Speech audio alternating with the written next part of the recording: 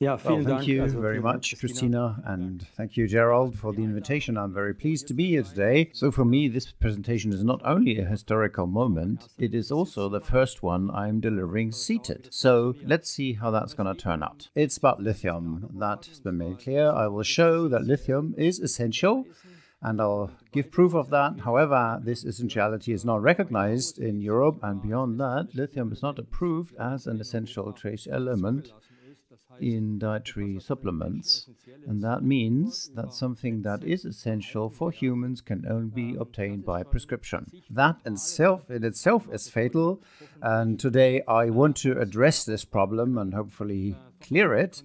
The consequences of this wrong decision are dramatic. I will show that lithium is especially important for the cognitive abilities that we have, and our cognitive abilities in turn are the foundation for democracy and the capability of peace. So let's get started. I would like to apologize in advance. We'll have to go through a bit of a scientific course. However, science is necessary to understand what is going on here. So let me start by citing from the Consumer Protection Organization that points out that dietary supplements containing lithium are not allowed to be sold in Germany or in any other European member state. And they reason it. This is an article from October 24. They reason it by saying that lithium is not included on the positive list in Annex 2 of the EU Directive for Dietary Supplements. This lists everything which is allowed, and lithium is not included in this, and therefore its use as a dietary supplement is prohibited. Just because it's not on the list, it is prohibited. And of course, the question is why? The justification is given. The consequences are dramatic. Selling it, if someone dares to do it, it is a crime, and consumers are going to be stopped from buying it still. So, because someone who does this crime is not a trustworthy seller, and so the idea seems to be that people are going to be stopped from buying it. Although, as I will show, lithium is essential, and the question, why is this the case, is easy. The justification given is that lithium is not an essential trace element, and for this reason, the German Nutrition Society has not defined a reference value for the recommended daily intake. Because why should there be a recommendation if the substance itself is not considered essential at all? So, and we do take up quantities of lithium. It's a trace element. It is found nearly everywhere, but as I'll show, in Europe only in very little quantities. And that means it depends on the diet, but even more on the amount that happens to be found in the drinking water. That means if you're lucky to live in a place with somewhat more higher lithium content in the drinking water, you really have an advantage. And I'll explain why later. WHO also addressed this in 1996 in a comprehensive report. It's nearly a book, 380 pages, and it states concerning lithium that epidemiological studies conducted in the US have shown an inverse relationship between lithium in drinking water and mortality, especially from heart disease. Inverse means those with somewhat more lithium in the drinking water live longer. And it's difficult to give a better proof of essentiality of lithium than this. However, there are numerous studies. One of them showed that lithium contributes to life extension in humans, and the same concentration that has a life-extending effect in humans was used in animal experiments with the same result. Exactly the amount of lithium that humans ingest in their drinking water that is associated with a longer life from regions where there's more lithium in the drinking water. Animals giving just these quantities of lithium live longer. For example, nematodes, small worms whose genetics are surprisingly similar to those of humans, although they're simpler. They lived longer after lithium administration. The same was applied found for fruit flies. and even in single-celled yeast. So it's clear evidence of reduced mortality through lithium found in drinking water, provided one is lucky enough to live in a region with higher concentrations. So there's more regions on the planets, and another study shows investigating in this again. I cite here one, the authors say that lithium concentrations in tap water are negatively, i.e. inversely associated with overall mortality and potentially lost years of life. In other words, the lithium contained in water has an extension of the life of humans. So you see how absurd the lithium ban is on dietary supplements. It's very obvious. Another reason for this was published this year, Lithium in Drinking Water and the Risk of Cancer. This is a study from Texas. And on the screen, you can see that in the east of the US, the blue regions are regions with little lithium in the drinking water, and the red regions have high concentrations. And the study showed they split up the lithium levels in 5 levels, and it showed that the concentration in drinking water from the region to the lowest levels compared to the highest levels showed a minus of 71% of cancer risk. So that means we could reduce the cancer risk by up to 71% solely by increasing lithium and concentration in drinking water, provided the concentrations are raised to the level found in lithium-rich regions. So, therefore, I took the trouble to research lithium concentrations in drinking water in Europe. They are extremely low. Most people belong to group 1 with the lowest concentration. They only have 1 to 3 micrograms per liter in the drinking water. And it was shown that the risk of cancer drops if the concentration is about 150 micrograms per liter. This is only a correlational study. However, the authors still point out that this cancer-reducing effect is very plausible. There are 2 important signaling molecules that interact with lithium, glycogen kinase 3. I will call this GSK3 here. We will hear more about it as I go on, and it's the most fundamental regulator for cellular functions. Basically, there's hardly any biological process not influenced by GSK3, and the lack of lithium leads to dysregulation of GSK3 with far-reaching consequences. Nearly all chronic diseases we know are affected by this, and the same applies for inositol monophosphatase. I will abbreviate that IMPASE. It's responsible for fundamental cellular processes, and we could say without regulated IMPASE, life is not possible. I'll show that later on. Both these molecules are also involved in cancer development.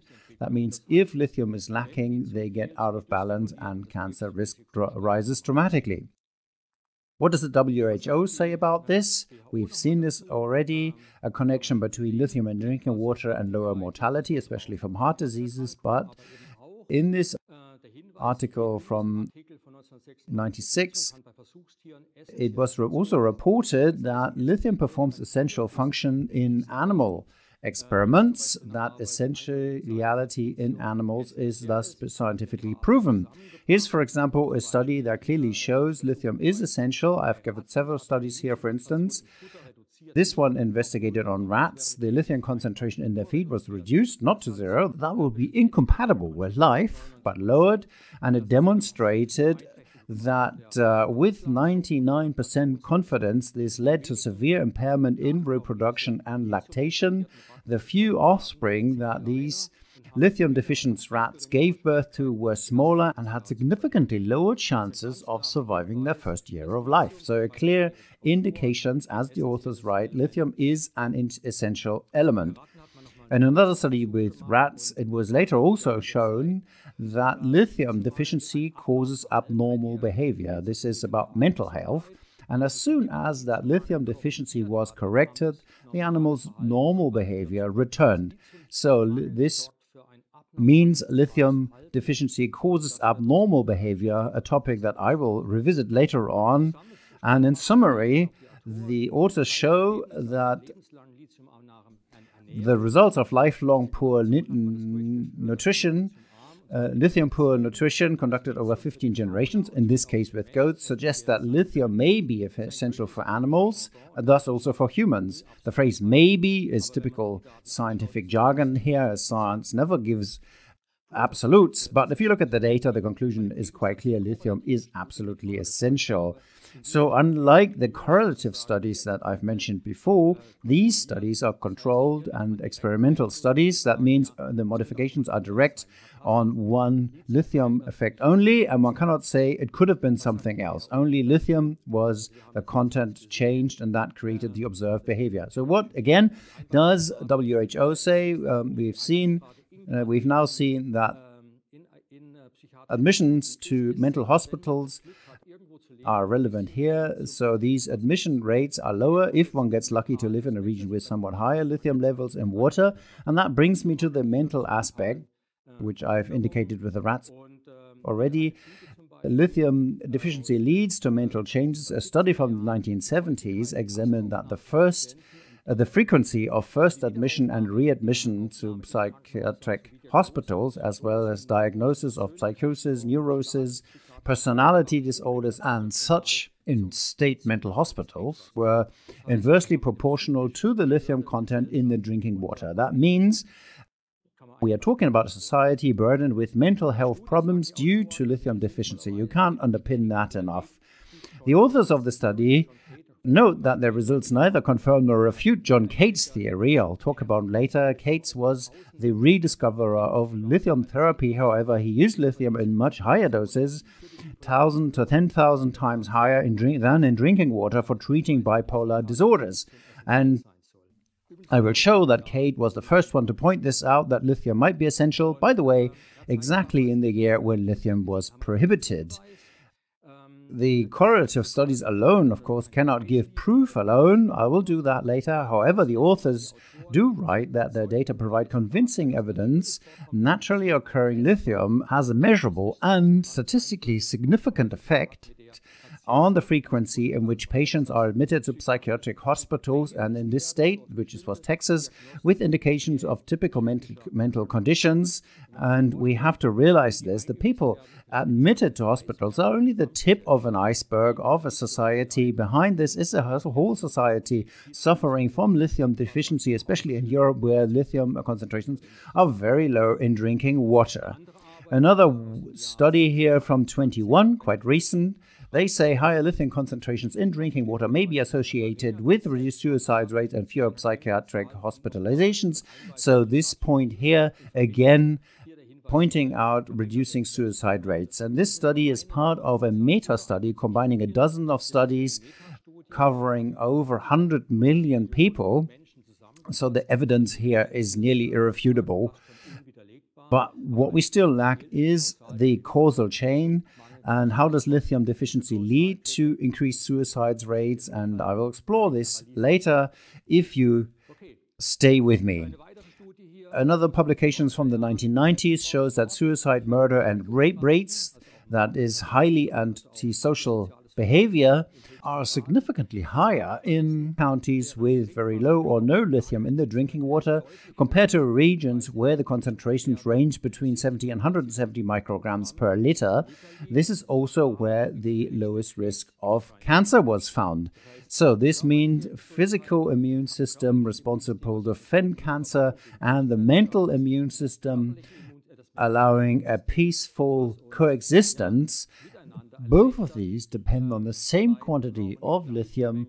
After all, that's clear because in the end, body and mind do form a unity.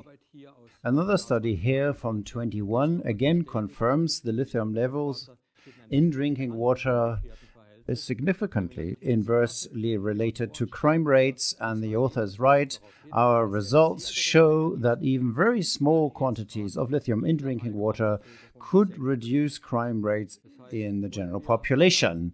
So, if we want a more peaceful society without making people totally submissive, we will need higher lithium concentrations in the drinking water, and I want to point this out again. This has nothing to do with the medical treatment of bipolar disorder. In bipolar disorder, lithium is administered in much, much higher doses, up to 1,000 times higher than the quantities we are talking about here. This is about maintaining a healthy mental immune system so that humans can interact in a humane and social manner. And the central point here is the mental immune system is based on our capability to remember. So this is clear. The final consequence of a faulty development of our autobiographical memory center is Alzheimer's disease. Exactly that part of the brain responsible for our autobiographical memory, and that is destroyed in Alzheimer's. A meta-study based on 5 big different large studies concludes the reviewed evidence shows that even traces of lithium in drinking water are sufficient, A, to reduce frequency, and B, mortality of dementia. Simply by putting a regular intake of lithium in the drinking water, we could significantly influence diseases like Alzheimer and cardiovascular diseases. And as we know, much of these, of course, comes from strokes. Authors clearly write, given the lack of means to prevent and treat dementia, the results should not be ignored. I can tell you they are being ignored. Let me briefly summarize quickly here. I must say that I tried to make the slides bilingual, but if there was only space for one language, I resorted to one. So I hope if you don't speak the other language, please excuse me. I think it's still quite clear what is there. So lithium deficiency leads to higher rates of cardiovascular diseases, cancer, and reduced life expectancy. Moreover, it has significant impacts on mental health, such as increased admissions to psychiatric hospitals. I've read these papers carefully. They concern diagnoses like schizophrenia, psychosis, neurosis, bipolar disorders, and personality disorders. So, as I mentioned, these cases are just the tip of an iceberg. Autism rates also rise with decreasing lithium levels in drinking water, as does the depression and suicide, and not only drug use, but also drug trafficking and drug abuse. We've talked about the higher crime rates already. As I said, Alzheimer's disease rates also increase massively. What we observe here is only the visible symptom, the tip of an iceberg. The normality in regions with low lithium levels in the drinking water, as the case is in Europe, leads to a society with reduced mental performance, lack of critical thinking, and, of course, ultimately, a diminished capacity for democracy and peace. All this goes back to the mental immune system, which is no longer functioning properly under lithium deficiency. And this is actually not the first time I've presented this publicly and politically.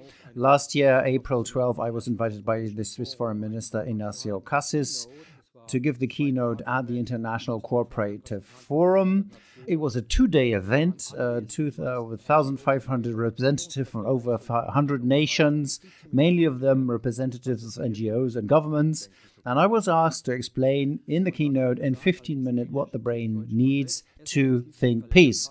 And I said there, essential lithium prolongs life, yet its essentiality is not recognized by the global community. And one of my most important tasks last year was to show the world that lithium is essential, as it protects, amongst other things, against neuroinflammatory processes, neuroinflammation.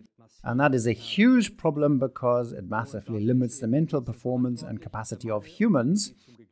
And this is what lithium deficiencies are responsible for. And if we supply lithium in natural quantities, our mental immune system would function much better. And a functioning mental immune system is the foundation for any democracy. I have located the mental immune system in the hippocampus. We have 2 hippocampi, one on each side of our brain, on the left and right, and the temporal lobes. And that's our autobiographical memory center. Without it, you wouldn't be able to remember later what I've been saying here. The hippocampus is crucial for everything you hear here, what you do in your life, how you shape your lives, what you plan to do. Whatever you do depends on a functional hippocampus as a center of the mental immune system.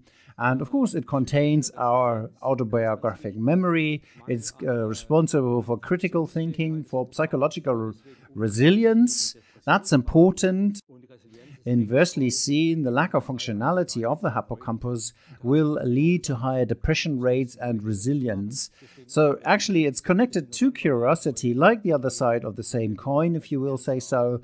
So actually, the task of the hippocampus is to make us curious, and that's why resilience is needed. We are only ready to go down new paths and make new experiences if we are resilient.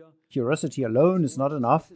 And it was shown that the hippocampus contains the neuronal correlate of the mental resilience and human curiosity.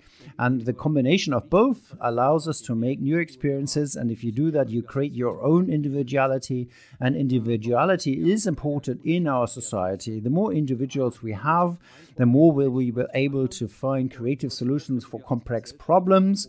Why is that? Well, we're differently creative. So one person will find a solution to one problem, someone else will find it to another problem, and that will allow us to solve our problems as society. The hippocampus is also important for creative planning because without an autobiographical memory center, we would not be able to remember our own ideas. Also important, our social competence depends on the hippocampus, and only with experience in life we can assess other people. This is not the same as empathy. It's rather rational compassion, the ability to put ourselves in someone else's shoes, whether that be discussions in the family or even international borders. What does the other person want? What do I want? Can I take their perspective to enter into a rational dialogue? The capacity for peace depends on this rational compassion and perspective taking.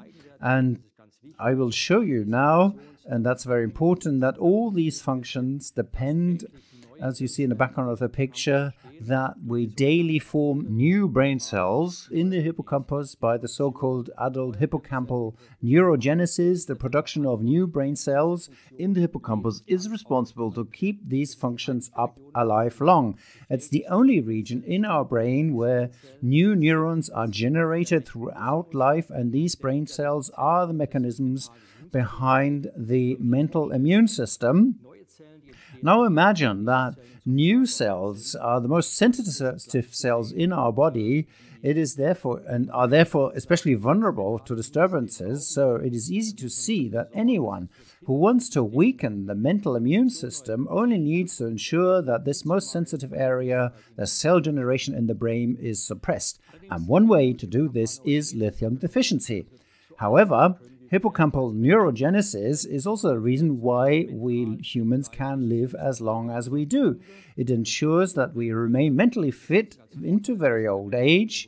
There are evolutionary biological reasons for this. It has proven advantageous in human evolution that older generations work transgenerationally so that grandparents live on to help ensure that grandchildren have a higher chance to survive, grow up, and pass on their genes. So it's a very simple mechanism, and this mental capacity we have through adult hippocampal neurogenesis allows that we live long, more children reach adulthoodness, and of course it also protects us against Alzheimer's disease.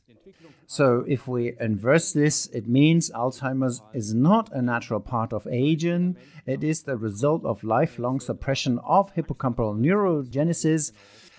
Anyone who develops Alzheimer or fears to develop it, they should listen carefully now. Here, I have published a theory on this in 2016, the Unified Theory of Alzheimer's, spanning over 50 pages, referring to more than 1,000 scientific publications. I was able to show that if adult hippocampal neurogenesis is maintained through a natural lifestyle, our mental immune system remains active into old age, and the probability to develop Alzheimer's drops to zero. And this has been shown in many publications. Important for us today here is lithium activates adult hippocampal neurogenesis, and at the same time lithium blocks all mechanisms that suppress this neurogenesis. Thus, it is a genuine multi-target molecule against Alzheimer's and for mental health. It's interesting to see this picture here. On the right hand, you see the longitudinal section of a mouse brain. This mouse received lithium, and clearly visible here is where lithium enriches, the three circled areas. These are exactly the regions in the mouse brain where adult neurogenesis takes place until old age of the animal. This means the regions that depend on lithium have evolutionarily developed the mechanism to actively concentrate lithium, even under deficiency conditions. The same is shown here on the left side of the graphic, where you see the left hippocampus, which is clearly enriched with lithium. And this is typical because for right-handed people, it is usually the left hippocampus that takes on the central function of the mental immune system. This means our mental immune system has evolved to try specifically to concentrate lithium due to the fundamental role in human mental performance, which is regulated and stabilized by lithium. As we see, lithium activates these processes. Lithium is responsible for all functions within this brain network. And I'll show a central mechanism next, which is autophagy. Autophagy is the ability of cells, especially brain cells, to renew on a daily basis. That means the cells themselves remain intact, but everything inside the cell, that means everything that has become dysfunctional through metabolic processes. And you've heard about the mitochondria, the power plants of cells, disfolded proteins. For example, the SARS-CoV-2 mRNA injection proteins that reach the brain and have no function there. Autophagy is the process which recognizes, breaks down, and recycles these components for the use of the cell. Autophagy is really essential for aging, particularly in the brain cells. This is an article for 2020 showing that autophagy is a fundamental cellular survival mechanism. Defects in autophagy, for example, lead to numerous diseases like cancer, neurodegeneration, muscle, heart diseases, infections. Autophagy is the central defense mechanism against viral infections. It ensures that invading viruses inside the cells are detected and are broken down and rendered harmless. I will show how it works in a minute. And also, it applies to the aging process in general. Disturbances in autophagy lie at the center of almost all chronic diseases. And at the center of all of this is lithium. Lithium activates autophagy by inhibiting a central molecule, the impase, as I've called it earlier. Impase plays a role in defending cancer.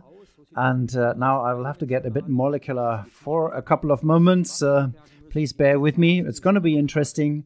This is what impase looks like. You don't need to remember this. What you need to remember is impase is a molecule, a target molecule for lithium. This means lithium binds to impase and changes it, but also impase is also a target for the pharmaceutical industry because many diseases associated with it, as I've just listed them, cancer, infections, aging processes. So the pharmaceutical industry tries to develop drugs that specifically target lithium to inhibit it as a means to help people. However, that's only necessary if we are in lithium deficiency. These drugs rendering billions in revenue are often affectionately called by the industry as the magic bullet. So that is a bullet that hits the target specifically. One of these examples is ivermectin. Ivermectin inhibits. It interacts with impase, inhibiting it in the same way as lithium does. So, ivermectin is actually a lithium mimetic.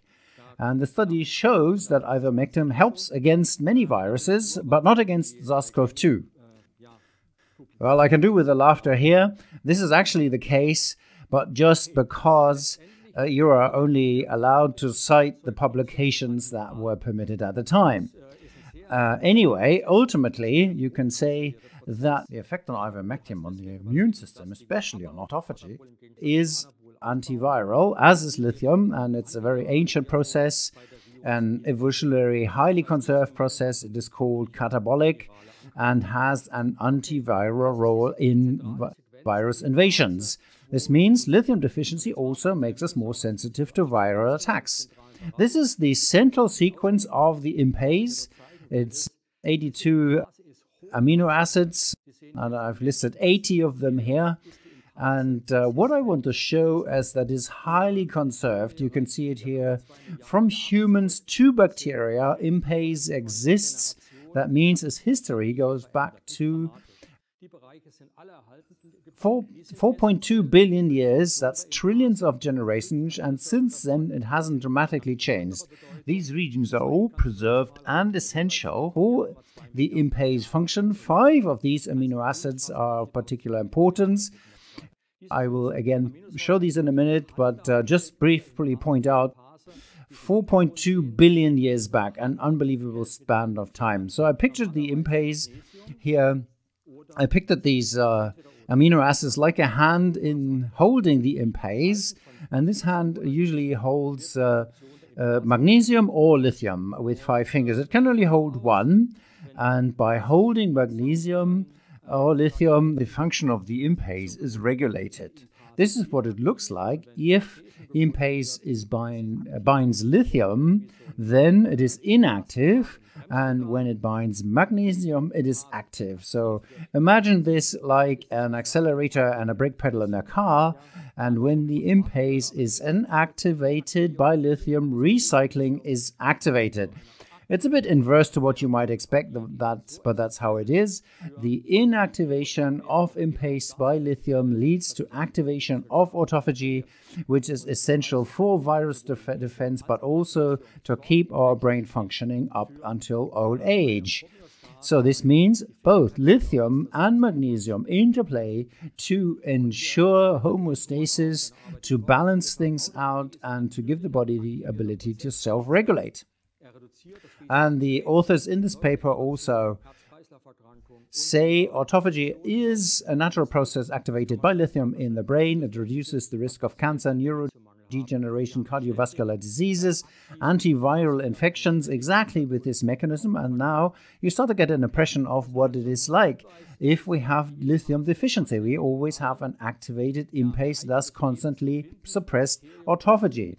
So just pointing this out, IMPASE is actually found in all kingdoms of life, from bacteria to humans, so all mammals or all animals really. So again, 4.2 billion years old, and even these first cells, which all life evolved from 4.2 billion years ago. This is a work published in Nature 24 calling them LUCA. LUCA had an early immune system and was in arms race with viruses, and it could only win this race through functional autophagy because life on this planet evolved in the presence of lithium. There are more other fundamental mechanisms belonging to a healthy immune system, for example, TLR4. This is a hazard receptor for viral threats, but also for mental threats. It's a receptor that detects psychological stress or attacks by viruses. It's very old. It's difficult to see here. It's 700 million years old. That's the age of this receptor, an ancient system. And the receptor recognizes dangers, so-called pathogen-associated molecular patterns, PAMs, such as SARS-CoV-2 spike protein is one. TLR4 recognizes it, and if it does recognize these PAMs, then it triggers a signaling cascade.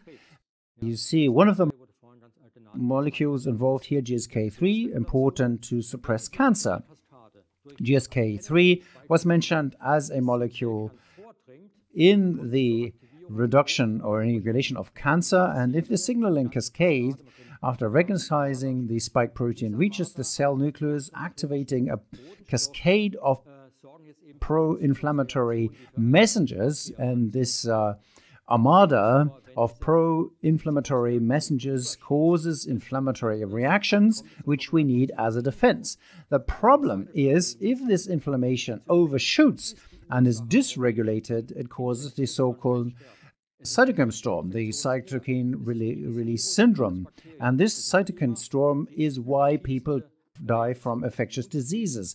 It's never the infection itself. It's never the virus or the bacteria directly. It is always the excessive response of the immune system when it's not properly regulated.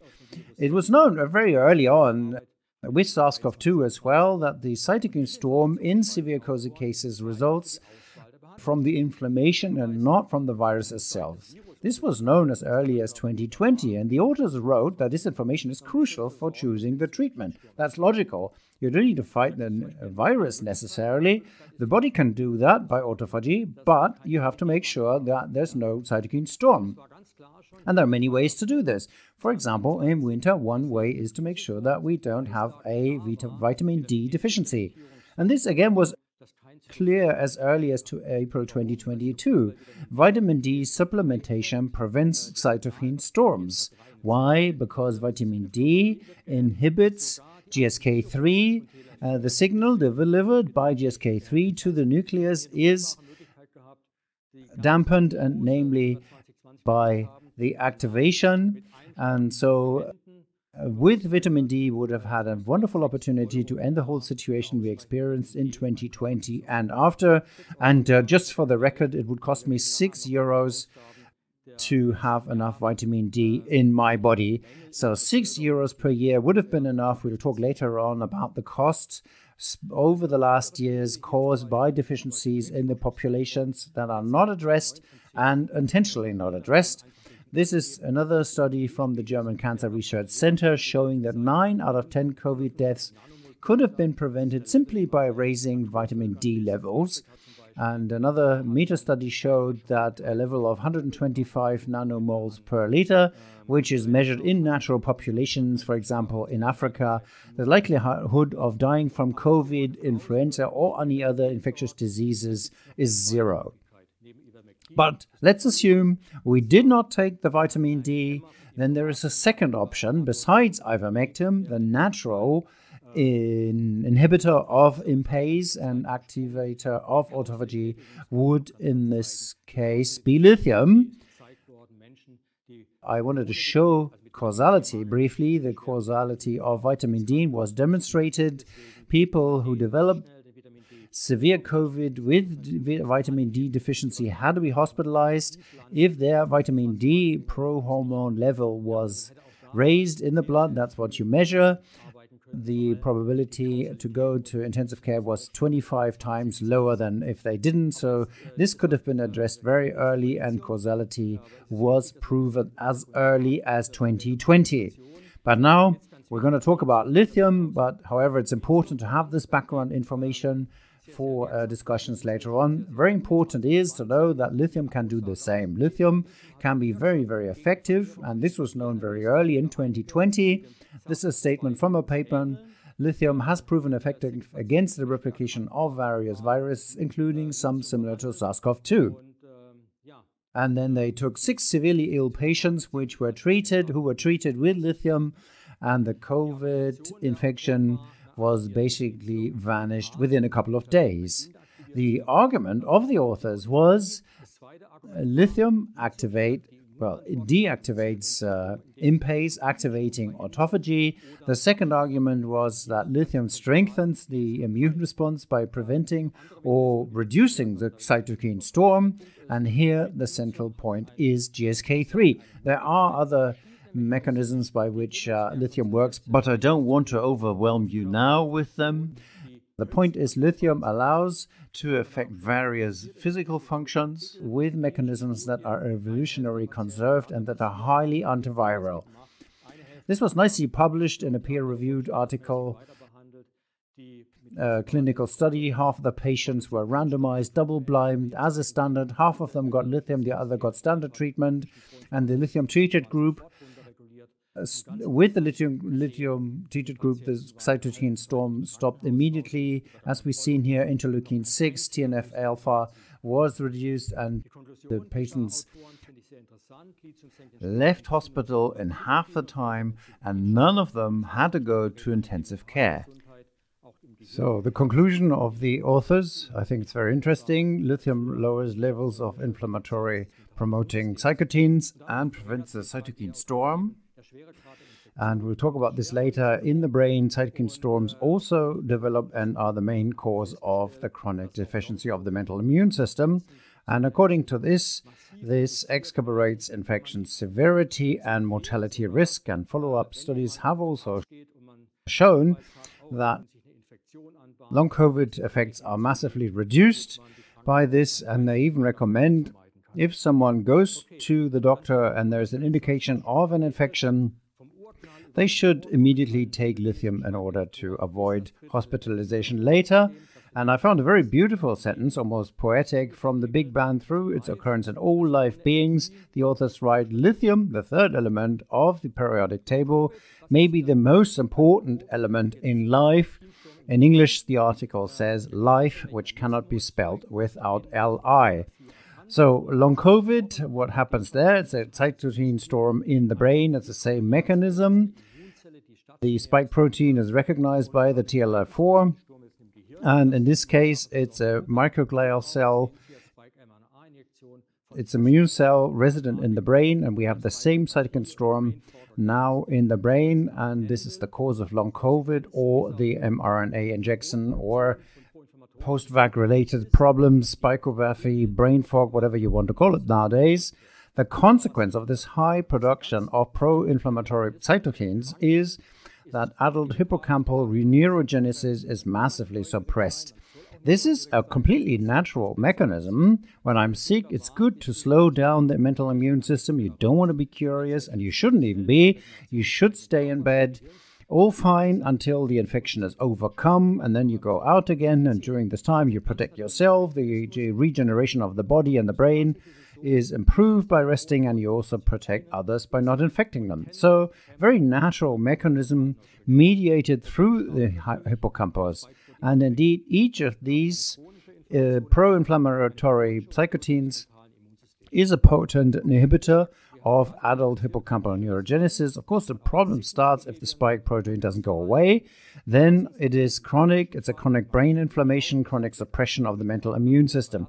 And then we have reduced psychological resilience. It's also called sickness behavior. In the acute case, that's normal. You stay in bed, but chronically, when you leave the bed, it causes us to handle stress worse. Our resilience decreases.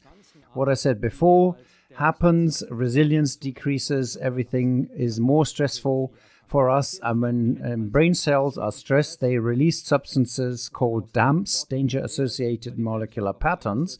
They are recognized by TLR. TLR, therefore, recognizes that we are under stress, psychological stress. So you could also say it's words that affect like blows, because if you get hit in the head, we release DAMPs as well. And so I can recommend any boxer to take lithium. So what do we have? We have a vicious cycle, and that's being closed now. It means that in the vicious cycle, we produce extreme amounts of stress hormones, cortisol, and these stress hormones are known to inhibit hippocampal neurogenesis, but also they are neurotoxic. That means the hippocampus begins to shrink, even though it has a potential to grow several percent in volume per year. However, in Europe, in the European population, hippocampus is shrinking on average 1.4% per year. This means the growth potential that we are born with is not used because the conditions necessary to realize this potential are not met, and that means we cannot remain healthy until old age. So we just don't stop the growth due to the less stress resistance. The hippocampus also shrinks. So we have chronic inflammation and Alzheimer in the long run, and if it happens in childhood, it leads to neuropsychiatric development disorders ranging from schizophrenia to bipolar disorders, etc. And all this is even worsened because pro-inflammatory psychotones also prevent proper hippocampal growth. So it's a very complex field. And why is this? Amongst other reasons, due to lithium deficiency. And lithium here, shown first, inhibits the cortisol killing mechanism. It's anti-apoptotic. That means the natural death of cells due to high cortisol levels is inhibited by lithium. Lithium activates adult hippocampal neurogenesis, and also it dampens or stops the inflammatory process. That means the inflammatory reactions don't get out of control. We don't get excitatory storm. But if we live in deficiency and corrected, then none of this happens anymore. We no longer have the vicious cycle. We also have a breakdown of the spike protein in this case, and the consequences are a kind of benign circle, mental growth of the hippocampus, which is also means the growth of our experience and wisdom, and that what distinguishes elderly people, namely seniority and not senility, which has unfortunately become the normal case in our society. At the center of all of this is GSK3. I've marked it here, and I can tell you it's very simple. GSK3 is regulated in the same way as IMPASE. Lithium inactivates it and magnesium activates it. Of course, we need homeostasis. This is why both trace elements are essential, not just lithium, but also magnesium, because in a system you always need to be able to activate it or deactivate it, i.e. stop it. That's the gas pedal and brake. You can imagine it in your car. If you only have a brake pedal, it's very boring, and a car that only has an accelerator is great fun, but not for very long.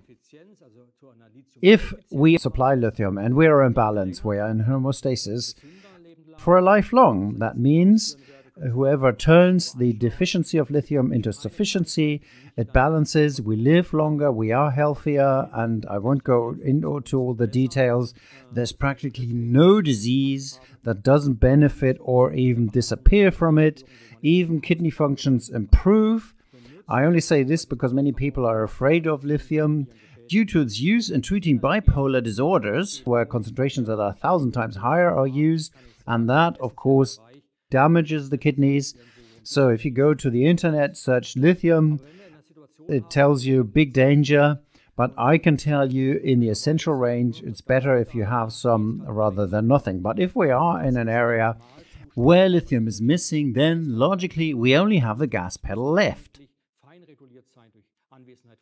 GSK3 is hyperactive, and that's the normal state in our society. It is hyperactive, however, it should actually be finely regulated in the presence of lithium, and as it's not, we have all these problems. So we are not in homeostasis, we don't live as long, we live shorter and are deficient. And there's practically no disease, scientifically proven, no chronic disease, acute disease, pain syndromes, you name it. All these are associated, documented by the pharmaceutical industry with higher GSK3 activity levels. GSK3, according to Pharma, is the reason for all chronic diseases. And now you can also see why lithium is not necessarily wanted, because it's a gigantic drug market. Well, medication market. So all chronic diseases is a multi-billion-dollar market, and logically, one will try to continue promoting lithium deficiency, because many of these diseases, especially with GSK3 as target, would disappear if lithium were allowed as a dietary supplement, or if essentiality of lithium would be recognized. I can give you an article here, 2018, a review writes, since its first discovery of GSK3 in the 1980s and the following decades of research, the importance of the targets and the promise of a groundbreaking disease modifier cannot be overstated. So it is quite clear, hyperactive GSK3, that involves a lot of money. And that's practically the target here again. So the magic bullet would be an inhibitor for GSK3. But all GSK3 inhibitors, all GSK3 drugs that they wanted to develop are ultimately only lithium mimetics. That means they compete with lithium. Reading on in the article, however, The problem is, it says, 3 decades of intensive research and drug development and efforts to develop a potent and selective GSK3 inhibitor as therapeutic use to treat type 2 diabetes, Alzheimer, bipolar disorder, cancer, and so on. All that has failed. That means they have understood what is necessary, but they can't achieve it without massive side effects. Why? The reason is simply the magic word was potent and selective. As I already pointed out, lithium is effective, but it's not selective. It has many targets. So the inhibitors developed here are only for GSK3. So MPase is dysregulated. It's ignored. And I can tell you now, GSK3 and MPase are not the only inhibitors or the only involved target molecules in our bodies. So if you selectively fight only one, you cannot win. And this is an example from a publication on Alzheimer's showing you where lithium works. There's practically no area in our lives and no area in our body where the cells or where lithium does not take a massive influence. My work was the first on this, 2016, and 2024 there was another work just to show you that I'm not just the lonely idiot running around here in 2024. There was another confirmation of this in 2024, a large review article, practically everything that's in there I already wrote in 2016. This is about molecular mechanisms in the therapeutic potential of lithium in Alzheimer's treatment. So repurposing an old drug class is the proposal here to use lithium against Alzheimer. Also another work, quite recent, April 2025. Also shown here in the diagram the many modes of action of lithium, which practically all undermine the mechanisms involved in Alzheimer. So I can tell you here, it says that the properties of lithium are neuroprotective, neurotrophic, meaning the growth of the hippocampus is encouraged. And at the bottom, I won't read everything here, the authors say that this discoveries clearly suggest that taking lithium in small amounts result in long-term health benefits. And very importantly, again, lithium acts simultaneously. That's how evolution was shaped over millions of centuries, and all targets are attacked or addressed at the same time. This is why small quantities do. Big quantities can cause harm, but small quantities as occur in nature. And I can reveal now where the human mind originated 150,000 years ago.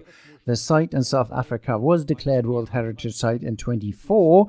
Their seashells were the basic food, and they contain more lithium because the seawater is richer in lithium compared to fresh water, and the shells accumulated even further. That means if you ate your daily ration of shells, you ingested 1 to 3 milligrams of lithium, and it was shown that over tens of thousands of years, people lived there, and all 1,300 ethnicities that today make out our world population come from this one small group of people who survived 70,000 years of ice age there, and for this reason, the site was declared World Heritage Site.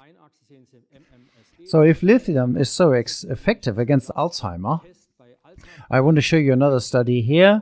On one axis, you see MSE, meaning mini mental status examination. That's a classic test in people, also including Alzheimer's patients. 30 points. If you answer 30 questions, you are mentally top fit. And what we can see here is if you can only answer 25 questions, you have reached a status called mild cognitive impairment, MCI. So that is a small impairment. This is considered a precursor of Alzheimer, but it's not. At most in half of the cases, possibly only less, even less. It just shows that you're not just as fit. Maybe there are many reasons for that. Maybe just vitamin B12 deficiency. But the point is, it is considered as a precursor to Alzheimer by medical research, especially the pharmaceutical industry. And the reason for this is quite simple. If you have Alzheimer, no medication helps, but people believed that if you intervene a little earlier with medication, maybe you can achieve something. That is why this mild cognitive impairment was defined. The advantage is you intervene earlier, and an even bigger advantage is you can treat even more people than just those with early Alzheimer, because, as said, not everybody with MCI actually develops Alzheimer. And this study says here, looks at 20 people who could only answer 20 questions. They had a mild or early Alzheimer, and one of the groups got lithium administered and 300 microgram. That does not tell you much. 300 micrograms is roughly the amount that was in 1 liter of drinking water in studies that showed the lowest cancer probability or lowest admission rate to psychiatric clinics, or even the lowest crime rate. So here we're talking essential quantities. It's not a therapy that they did in the classical sense, but they just corrected a deficiency. And if you do this over 15 months, you can see the disease stabilizes. And the control group does what normally happens in society. Every year we lose mental performance, and that means the number of questions we can answer decreases. So people who didn't get lithium after 15 months, they were not in the early phase, but they were in moderate phase, and another 15 months down in time, they reached severe or late AD, which is when they don't recognize their own family members anymore. This is not the only study on this. There are many studies that prove the cause now. They are intervention studies, so they prove the cause, the relationship between lithium deficiency and the correlations I mentioned earlier with the drinking water. There, it was only correlations, but here in these studies, we have the causality and the mechanism. So that's a massive problem for pharmaceutical industry. The easiest thing would be just to give people lithium. So that must be prevented. People shouldn't get it, and that's why essentiality is a problem. You start thinking about what is essential immediately, and this is a problem for the pharmaceutical industry because they don't have a target. They tried GSK3 for decades. It didn't work, and now they came up with a different target. I highlighted here. It is a molecule which was identified as a target, and that is essential for our cognitive abilities. This molecule now has been chosen as the target for the pharmaceutical industry to fight Alzheimer's, and the drama will unfold soon if we look at the absurd approvals that took place in the EU this year. So, it was beta amyloid, a beta which was the designed drug target, and now they had to act against it. The classic approach against body proteins is antibodies. So that means they start vaccinating against Alzheimer. And before I go down into the details of that, I'll explain how it works. It's an essential molecule for the synaptic functions. That's where our memories are stored, in the connections between the nerve cells, as we see here, and homeostasis in our brain, especially in the synapses. How does beta amyloid work? When there's a low concentration at the synapses, it makes sure that the synapses are willing to collect new experiences. It makes us curious in a way. We're open for new experiences. At the point when a new experience is made, the synapses is activated and stores that experience. That storage program leads to release beta amyloid, and at high beta concentrations in the synaptic gap in the synapses itself, close it off for new experiences. And that's very important, because if that didn't happen in our brain, this sentence you just heard would overwrite the sentence that you've just heard before. Every memory must be taken up, changing the synapses, and then in the next step, it must be fixed so that the next thought does not overwrite the same synapses. It's like if we keep a diary, and our hippocampus is that, we have to open new pages all the time. That's just what beta amyloid does, so that we don't collect new experiences at the expense of earlier ones. So that means in the morning when we get up, we start gathering experience, and in the evening we have a high concentration of beta amyloid in our brain, no problem. At night, when the experience is uploaded to the neurocortical hard drive in the hippocampus, is cleared of are better, and that's we are ready to take in new information. That's why we're fresh in the morning and tired in the evening. So that means when we sleep, our beta is broken down in the brain, and this process depends on lithium. Lithium ensures the so-called beta clearance, as we see in the graphic, and that means the breakdown of beta amyloid in the night and homeostasis.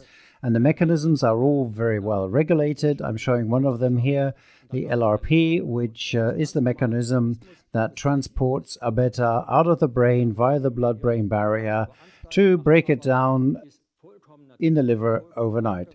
A normal process. So that means the up and down of a beta in the brain, raising during the day, breaking down at night, is absolutely natural.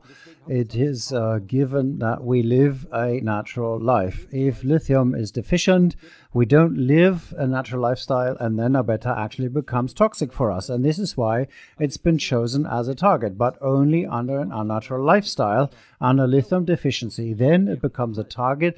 However, it's only one mechanism amongst many that can lead to Alzheimer's.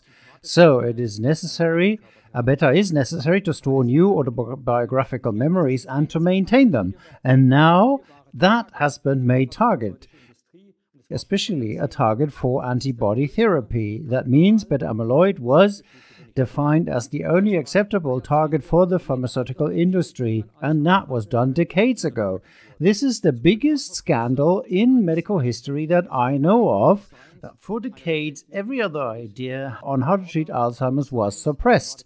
So just recently, this was published by one of the most important investigative reporters in the Journal of Science, Charles Piller. He published in the New York Times an article calling it the devastating legacy of lies in Alzheimer's science. And that's about the beta dogma. It was declared a dogma.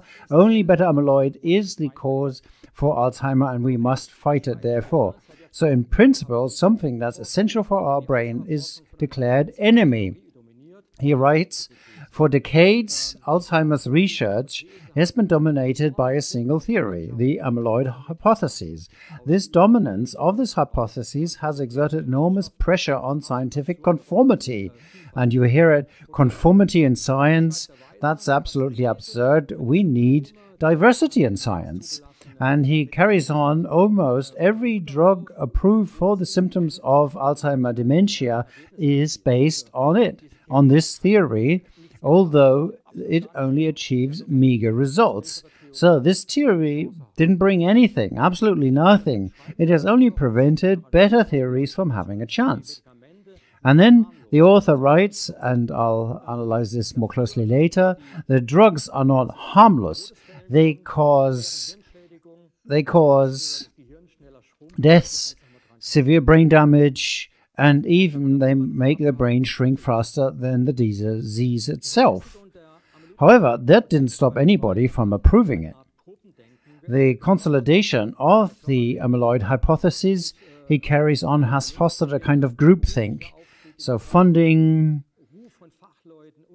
corporate reports, career advancement in research, professional reputation, all of that depends on whether people followed the beta amyloid hypothesis or not.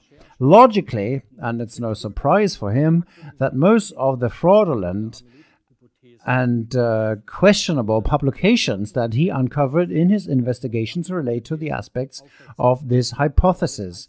Billions were used to fake only to uphold this hypothesis because it brought one of the most lucrative drugs imaginable to the market. So in 2021, the FDA actually approved an antibody which must be injected every 2 weeks against beta amyloid. And this approval was accelerated.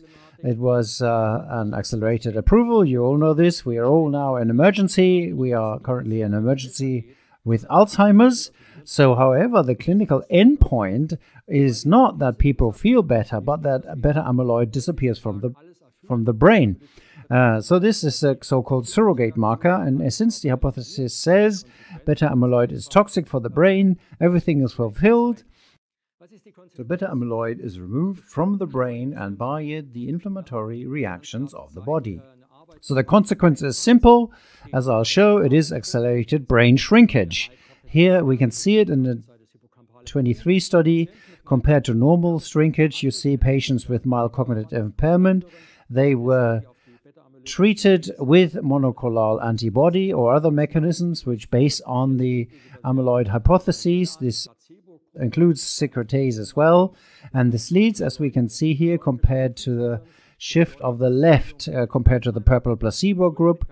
And that means an accelerated shrinkage of the brain by drugs that are supposed to prevent Alzheimer's. I think the absurdity is palatable here, and that is why the authors also give a recommendation to doctors who administer these antibodies, because the patients want it. They say, this is great. Mainstream media tells them there's something great against Alzheimer. They should tell the patients that their brain may shrink faster if they take that drug. As I've shown earlier, lithium does exactly the opposite. Lithium ensures that the disease stabilizes. I've shown it here for mild cognitive impairment. Before it was even a further stage of Alzheimer, where I've shown this of Alzheimer, where the pharmaceutical industry doesn't even go for, because their drugs are completely ineffective there. That means lithium beats these drugs hands down, yet they remain approved. There were attempts to reverse the accelerated approval or remove the drug from the market, but these attempts failed. So this is an article from the Mayo Clinic about the side effects of this antibody. So in this case, it was aducanumab, and that is German for Aduhelm. And the side effects are severe. That means they're very frequent, including confusion about time and place and people, which is nothing else than Alzheimer's.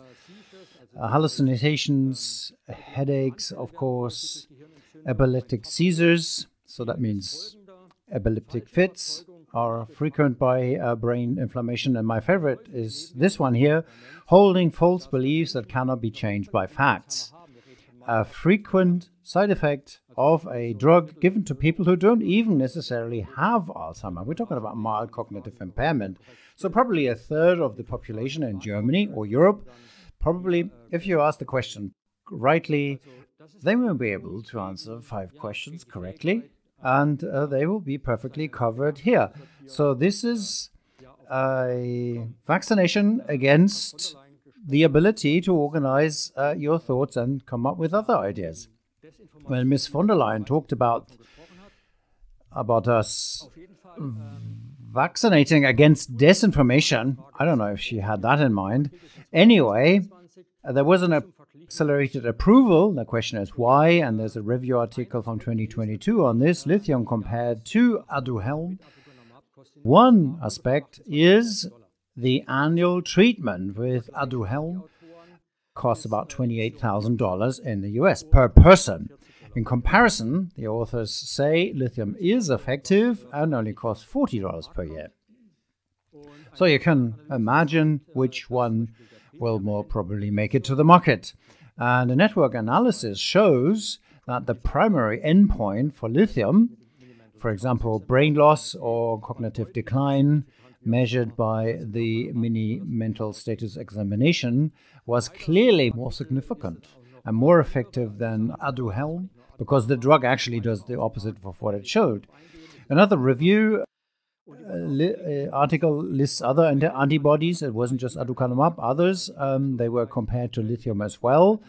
And lithium beat all 3 of them. Again, the effectiveness of the 3 antibodies is not different at all. They are ineffective, and the side effect, they are similarly problematic.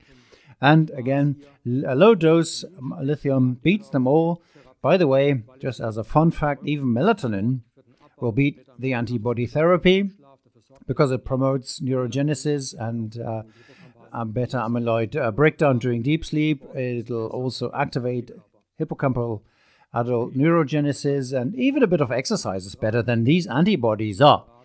Okay, so that's easy. They're well tolerated. Melatonin is well tolerated, and exercise as well. And it's effective. So this is why EMA, the European Medicine Agency, decided in 2024 to practically approve anything that was on the table. Many drugs were further approved or had their scope expanded. Only one application was rejected. and that was Leqembi. Leqembi is the English name for lecanemab, another antibody therapy.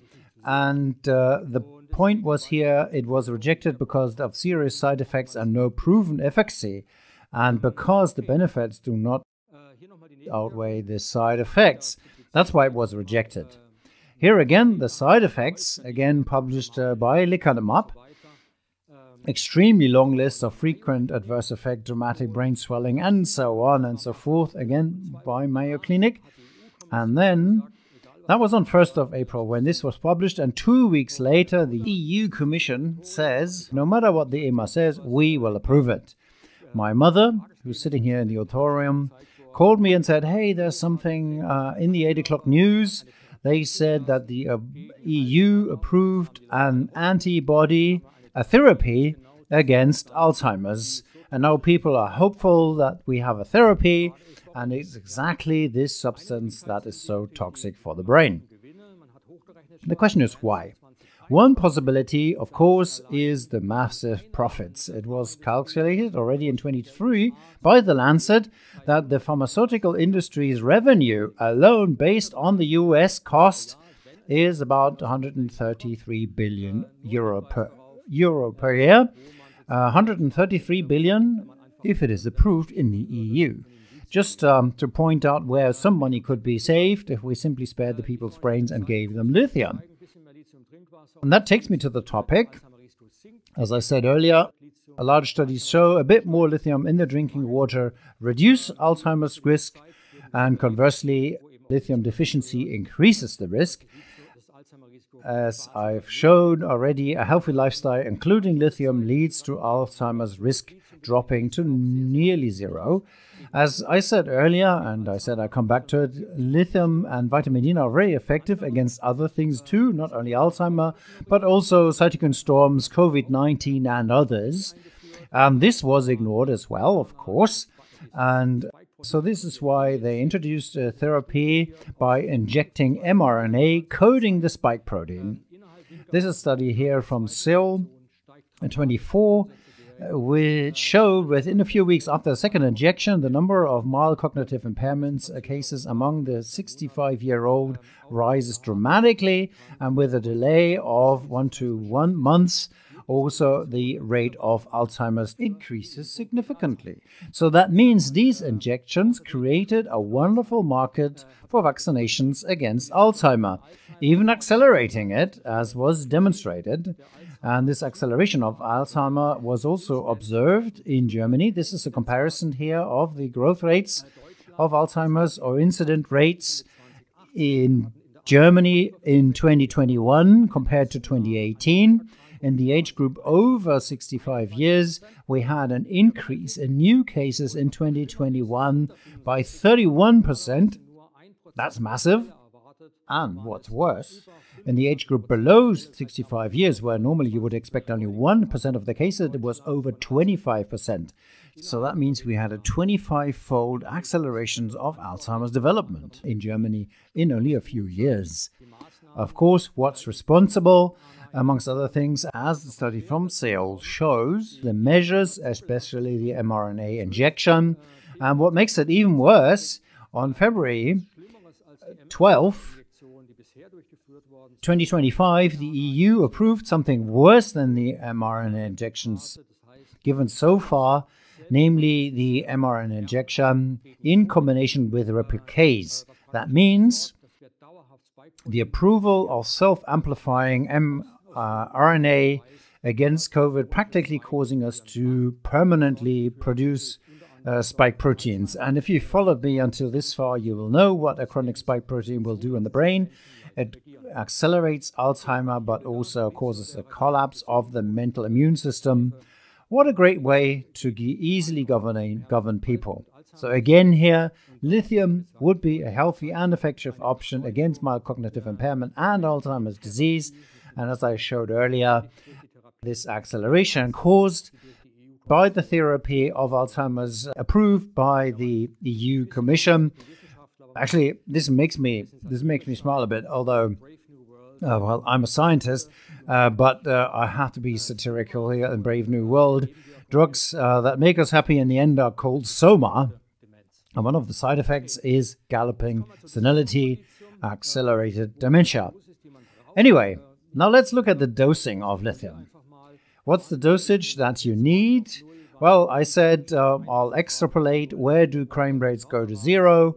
Where do psychiatric emissions go to zero, or murder rates? So where's the optimum lithium amount in drinking water?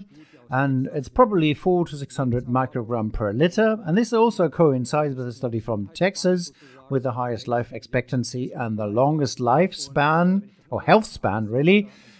People remain healthy the longest.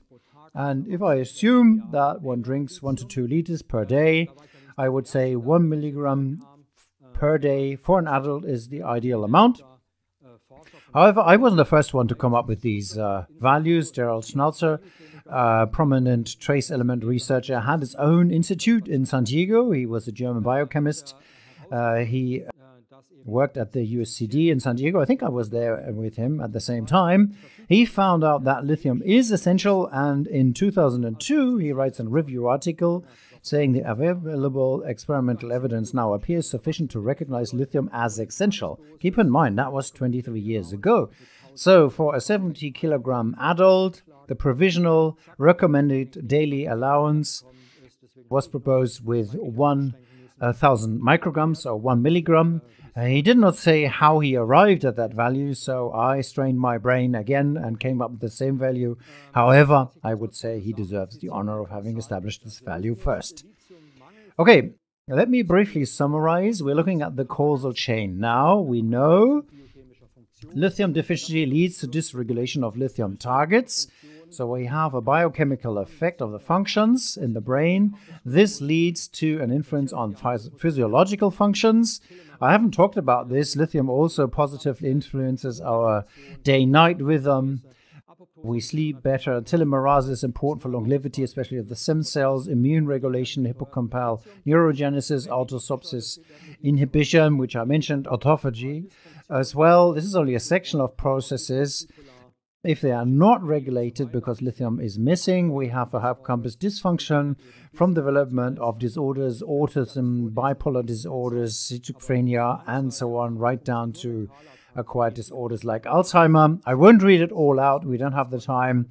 But the number of diseases, and this is only the mental diseases, I will not talk about the others, is immense. It's unbelievable how many diseases are co-caused by lithium deficiency. So this means something that I call mental immune deficiency syndrome, a reduced capacity for mental reflection, for the ability to make peace, because for that you need a mental immune system that's intact. And of course, I cannot imagine a democracy where people do not have the capacity to think. For mental health, with a mental health system that is intact, and that means we have a causal chain from lithium deficiency to the dysfunction of our social coexistence. I said lithium is essential. I've presented the arguments. The deficiency leads to mental and physiological disorders, especially the immune system and massive health problems. Argument 2, as I've shown, the causal chain is close from lithium to the mental and physical effects and the social impacts it has. Lithium is selectively regulated. I've shown this as well. For example, that it is enriched in the left hippocampus in right-handed people. The regulation of lithium targets is evolutionarily conserved. There's absolutely no reason to claim, or it would even be absurd to do that humans are an exception. After 4.2 billion years of evolution, lithium regulation is highly conserved. I've shown this. And to be brief here, what has been shown is that lithium deficiency leads to a reduction in lifespan, and correcting the lithium deficiency again leads to an increase in lifespan. So this is a fundamental prerequisite to prove essentiality. And also, as I mentioned, the seashell examples over time, over millennia of years, in which the mental immune system of human evolved to the present capacity that was developed during this time, and in the times lithium was a standard nutrition in our natural diet. Okay, we can read this up in my book, which will, by the way, be published in English soon, The Conspiracy Against Lithium. And I hope that the two books, the German and the English one, will change the world. Let's look briefly at what the WHO says about this. I've presented all the arguments, and yes, here we see the final sentence in this WHO article on lithium. They write, but it is not known whether humans have a requirement for it. So after all this evidence, which they even present themselves, and the many proofs that have been added, it's still unclear whether humans have a need for lithium. Again, here the absurdity is palatable, and it gets even worse when you look at where lithium is classified. This thick book lists practically all trace elements. The essential 8 ones are shown here, the ones that are possibly essential, and lithium is found in the same list as mercury, lead, aluminium, and so on. So that's where we find lithium, and it is even more absurd if you imagine that, for example, the EU has issued 28 E numbers. This is an article from the German Parliament listing these numbers, so 28 E numbers, allowing the food industry to supplement our food and the nutrition of our children with aluminium. Yes, really, with aluminium, which is proven to be neurotoxic. That's allowed, but for lithium, which is healthy for the brain, we need a prescription, which is not easy to get because conventional medicine classifies lithium as dangerous based on documents like these, and that is incredibly absurd, especially the quantities. The EU, for example, says 10 milligrams of aluminium daily for an adult is completely okay. The WHO held this position also until 2011. 10 milligrams per day are okay. And then they changed it. Now it's 20 milligrams. So we can add aluminium in all amounts, 28 E numbers, but just don't take lithium. When did the prohibition came about? By the way, I pointed this out earlier. John Cate, the rediscoverer of lithium therapy, that is the high-dose therapy with lithium for bipolar disorder, that came to this because he saw this phenomenal effect, although, as I said, extremely high doses, already toxic. I said this, basically, he said, because the effect is so specific, he must assume that lithium deficiency in childhood is the cause of bipolar disorder, and he turned out to be right. So, in 1949, he concluded that this could be a lithium as an essential element, and exactly that year it was to be banned. That was the turning point. Nobody read the Australian paper. I don't know who ever read it in the original today. Nobody reads it, but 1949 was the year of prohibiting lithium. Until then, it was recognized worldwide as an important trace element everywhere. Where there were sources, natural springs, people would go there and drink the water.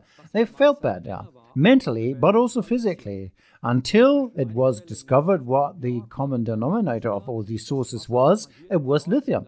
For example, there was one spring north of New York, Londonderry Lithium. The water was transported to the city in carts in New York. People drank it, and I've researched the book. 5 milligrams were contained in a single glass of this water.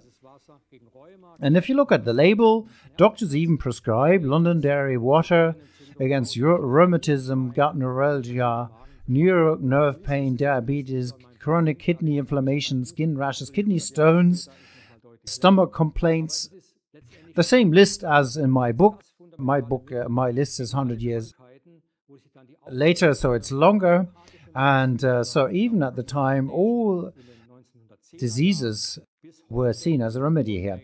And after this, the emergent allopathic medicine under Rockefeller Foundation established itself culturally from the 1910s until today, and they wanted to prevent this substance from becoming widespread, especially, for example, by water or drinks enriched with lithium. You all know 7-Up. 7-Up was invented in 1929 as lithiated lemon soda, and one glass of 0.2 liters of 7-Up contained 1 milligram of lithium, and people felt better. And again, the magical year, 1949, 7-Up had to change the formula and taking lithium out of it. It was banned. How did the ban came about? Well, in 1949, again, Time magazine published a report on strange cases of lithium intoxication, including fatalities. And they told the Time magazine reporters the FDA, the Food and Drug Administration, was just about to reclassify lithium chloride as a medication, not as a dietary supplement, when they learned about these strange deaths. And they warned this dangerous poison must no longer be used as a dietary supplement. Well, I researched these fatalities. They were deaths caused by doctors. Doctors had recommended their patients, and these are patients with high blood pressure, heart conditions, to avoid table salt and instead eat lithium chloride as a substitute. Instead of having several grams of table salt per day, patients got several grams of lithium. That is, they got it in gram quantities. That's more than 1,000 times more than the concentrations of the daily recommended allowance. And this is even more fatal since the Journal of American Medical Association, JAMA, which was published these, and I can say about these intentional killings, JAMA documented. And years before, JAMA had already reported about a doctor who did a self-experiment showing this dosage is life-threatening. And this dosage was given to the patients. And the deaths were meticulously documented, not only in one article, but in 3 articles, 3 independent medical articles simultaneously published back-to-back in JAMA in 1949, and that was the basis for the Time magazine publication that the FDA would now enforce a lithium ban. So, intentional intoxication of people with lithium in order to enforce a prohibition. That is a historical background you should know when you talk about lithium essentiality. Just to give you an impression on how dangerous lithium really is, toxicity occurs at blood levels of about over 8,000 micrograms per liter of blood. That's the concentration achieved, for example, in acute treatment in bipolar disorder.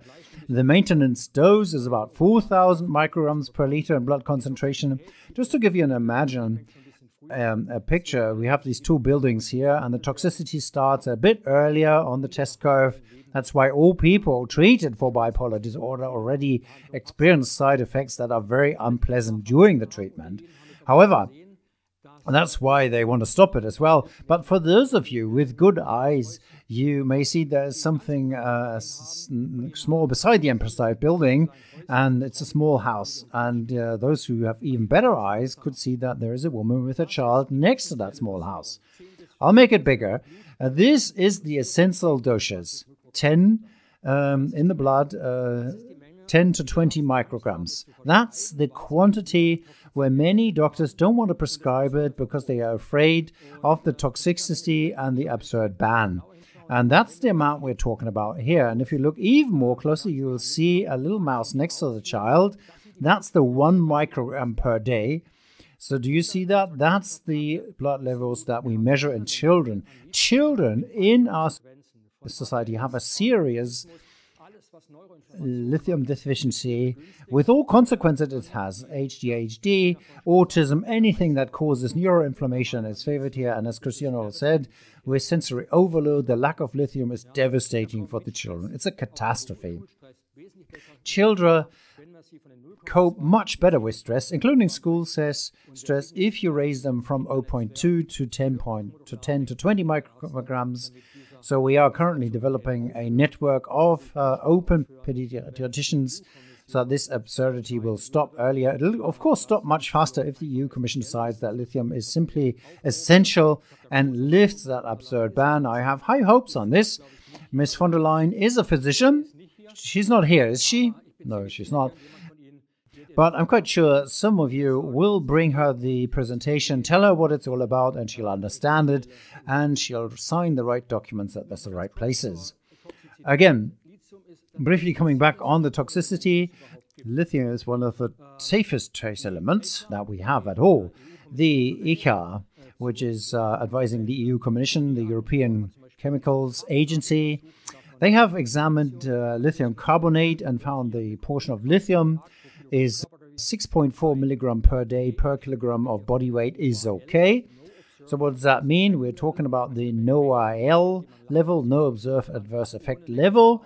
That's the amount of lithium that can be supplied long-term without negative effects. I've calculated it's 85 milligram for a 75 kilogram person, compared to the average requirement, basically what you should consume daily, 1 milligram compared to 85. So we have a safety factor of 85 here. Just to compare, I looked at other essential elements, selenium, zinc, iodine, iron. Here the factors are much lower. For iodine, for example, the factor is only 5. For zinc, it's only 5.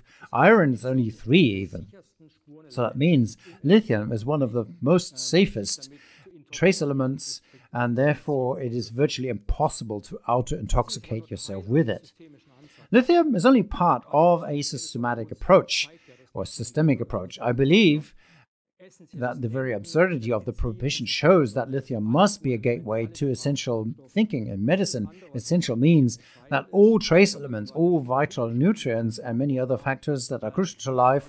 I've written an article on a possible reform program outlining what the new medical system could look like. It was translated into English, and just a few weeks ago it was presented to Robert F. Kennedy by the Global Health Alliance. They presented it to Kennedy because they think it's fundamental in its contents, and above all, it contains the fundamental laws of life, which I've described, such as the law of minimum. Too little lithium, we have a problem. The law of maximum, too much, like spike protein, we have a problem. And of course, the law of regulation, which states that the human body, after so many years of evolution, is indeed capable of self-regulation and doesn't depend on regulation by pharmaceutical industry, provided we have fundamental health laws, at least. An interesting factor is that Ms. von der Leyen, whom I'll briefly show here, is apparently concerned about mental health in Europe. She gave a speech on it, launching a program, I think, involving costs about 600 billion. However, the problem we face here is, or the question it raises, if she truly cares about this, why is lithium still banned? The first thing I would do is, if I genuinely cared about people's mental health, I would legalize lithium. But it does make sense in a certain way, because allowing lithium would, of course, actually improve people's health instead of rather declining it. And the revenue involved in this estimated analysis by the EU is estimated at about 600 billion euros per year. I've taken the trouble to add up all the costs, so we have the 600 billion to start with. Let's also include Leqembi, which was originally not included in the analysis. That's another 133 billion per year, starting from mild cognitive impairment. Then there's cancer. We've seen earlier we could achieve massive reduction rates, so that includes 200 billion per year. Cardiovascular diseases, even the WHO said they are associated with lithium deficiency. A systematic approach would save billions here as well. And just for comparison, let's also look at infectious diseases, in particular COVID. The costs were estimated over 2 trillion euros over 5 years, roughly 350 billion per year. So all these are estimates, but of course just these 4 areas of disease alone add to annual expenditures of 1,615 billion euros per year. Ungraspable figure. So that's here's my simple demand, but before I start with it, I'd like to briefly detour to the human rights. It's absolutely clear the dignity of the human being should be inviolable, but it is logically being violated here when laws restrict the access to essential substances like lithium, and a health-endangering deficiency cannot be remedied by simple supplementation. It also questions another fundamental right, the right to physical integrity. The current legal situation prohibits supplements that contain essential amounts of lithium, even though the deficiency, as shown, causes neuropsychiatric development disorders and demonstrably affects the mental health and therefore impairs physical integrity as well. So we have 2 fundamental laws that should actually apply to all countries, including the EU, and they are absolutely incompatible with the ban on the deficiency of lithium. And I'll quote Tacitus here, a Roman historian who said in the past, we suffered from crime, today we suffer from legislation. However, democracy as such also has a problem. As I said several times before, democracy relies on mature citizens, and in turn, maturity requires a functioning mental immune system. And lithium deficiency weakens this, and thus it impairs a fundamental prerequisite for democratic thinking, something that is obviously hindered by the prescription requirement for this vital trace element. This prescription requirement is actually entirely incompatible with EU policy that claims to defend and strengthen democracy. Defending and strengthening democracy is only possible if lithium is allowed, if people are permitted to develop and maintain a healthy mental immune system. And I've also added, I'm certain, that people with a functional immune system do not need prohibitions or prescription for something essential. They are entirely capable of deciding for themselves which nutrition or supplements, etc., are necessary for themselves and for their children, and that what will support their development and what will not. So I can't understand this anyway. I'm just pointing this out to you here to let you know. I can't understand how any authority can determine what is essential for humans and what is not. It should be clear to everyone here, nature determines what is essential and what is not. So this is why I have come up with several demands here, of course, based on the scientific data, and I've shown only the tip of the data available, the tip of the iceberg of the data available, all of which can be found in my books. But I've shown the highlights, the traumatic health and political anti-democratic consequences of chronic lithium deficiency, in particular to mental health, and this is why my demands are quite logical.